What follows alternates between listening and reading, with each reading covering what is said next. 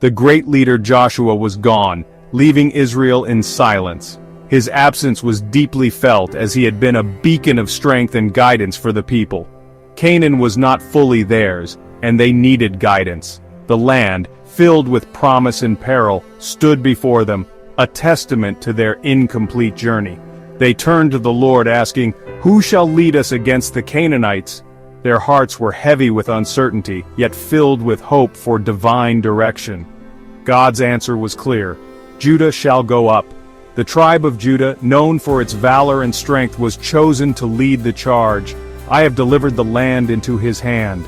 This divine assurance filled the people with renewed courage and determination. Judah, the tribe of kings, was chosen for their courage. Their legacy of leadership and bravery was to be the cornerstone of this new chapter. They reached out to Simeon saying, "Join us in battle, for together we are stronger, and we will fight for your land too." This alliance was a symbol of unity and shared purpose. Simeon agreed, and together they faced their enemies. Their combined forces were a formidable sight, ready to reclaim what was promised. This unity was a testament to God's desire for his people. It was a powerful reminder that they were not alone in their struggle. A new chapter began for Israel, stepping out in faith. Despite Joshua's absence, the spirit of his leadership lingered among them.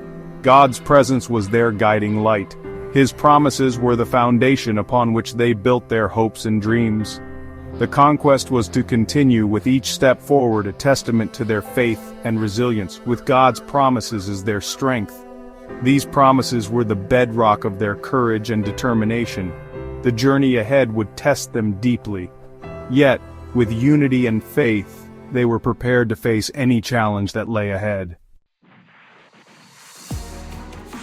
Judah and Simeon marched forward, God with them, their hearts filled with courage and faith. They knew their mission was divinely ordained. They faced the Canaanites and Perizzites at Bezek, defeating 10,000 men.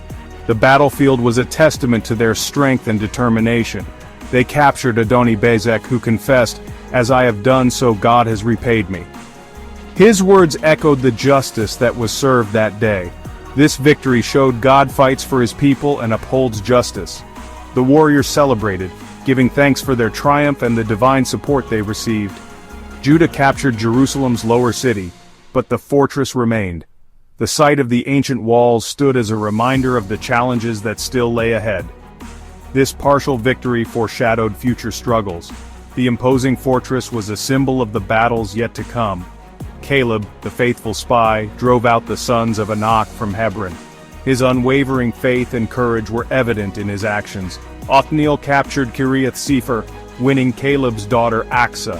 This victory was not just a military success, but also a personal triumph. These acts of faith shone brightly, but Israel's collective will would be tested. The warriors knew that their journey was far from over, and they prepared for the challenges ahead. Despite successes, Israel failed to drive out all inhabitants. The angel of the Lord rebuked them, "I brought you from Egypt, but you disobeyed. I will not drive them out, they will be thorns in your sides." Israel wept at Bochim, offering sacrifices, but would their sorrow lead to change? The Canaanites remained, their influence growing. Israel's partial obedience led to profound pain. This moment at Bochim was a critical turning point.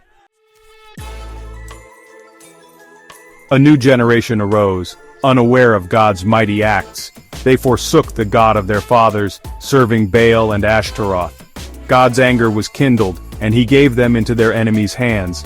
Israel's distress was a consequence of their choices. This began a cycle of sin, oppression, and desperation, yet it highlighted God's enduring patience, always ready to hear their cry. When Israel cried out, the Lord raised up judges to save them from their troubles and lead them back to righteousness.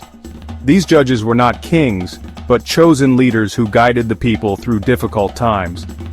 Othniel, Caleb's brother, was the first of these judges.